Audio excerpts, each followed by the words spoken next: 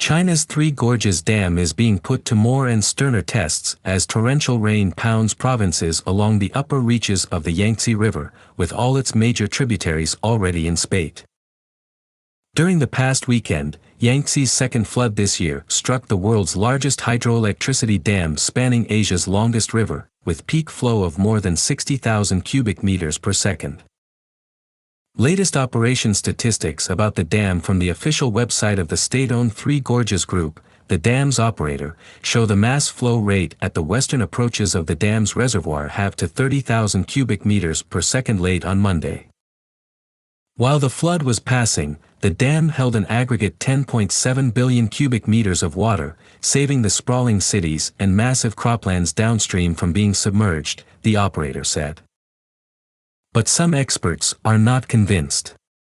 Fan Xiao, chief engineer with Sichuan's Provincial Bureau of Geology and Mineral Resources, who also writes a column in the Chinese National Geographic magazine, said that based on his back-of-an-envelope calculations, the dam had only held 9% of this year's Yangtze floods. Fan has gone so far as to suggest that the dam and other huge cement barriers being built and planned to span and harness the Yangtze may exacerbate flooding by altering sediment flows in its lower reaches.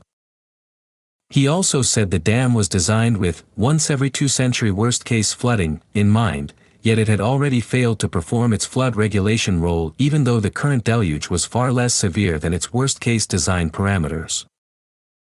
Now, after a short respite following the weekend flood, more rainwater has again been flowing in torrents from upstream since Tuesday.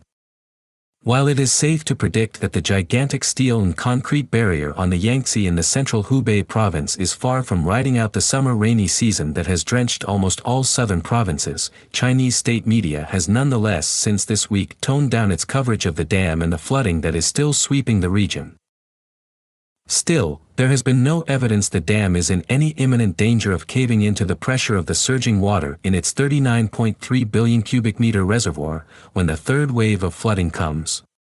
But that has failed to ensure peace of mind for the 10 million plus people in the megacity of Wuhan, 250 kilometers east of the dam, who are already bracing for the fresh calamities the flood may cause, merely a few months after the city recovered from the coronavirus scourge.